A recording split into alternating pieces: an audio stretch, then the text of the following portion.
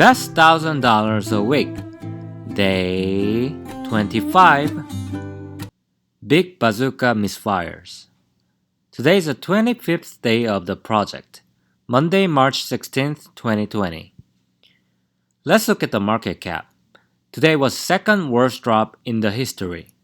All four companies are down. Looking at the indices, Nasdaq is down by 12.32%, S&P down by 12%, and Dow lost 3,000 points in one day. TLT is up by 6.48% in today's turmoil, and Microsoft is down by 14.74%, and Apple is down by about 12.86%. Even both companies could not hold the line in complete panic sell. The Federal Reserve's bazooka misfired and led to a big drop on Monday. It tells market is still concerned about uncertainties on coronavirus and butterfly effect on real economy. The real economy and consumer confidence is freezing up rapidly at historic rate. Market will need news that give confidence to investor on response to coronavirus such as treatment or flattening the curve.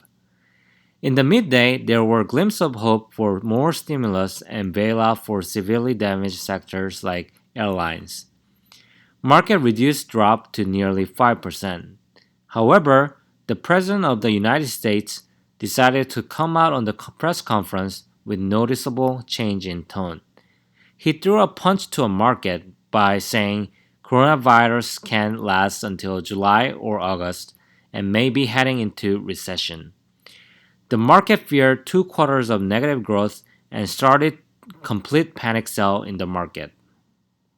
Today, I made 3 transactions and bought 2 Microsoft and half Apple stock when Nasdaq went near 7,000 level. So far, I invested $2,100 and my loss is $275.93. Let's see how the market moves tomorrow. Please subscribe and like this video. I'll see you on the next episode.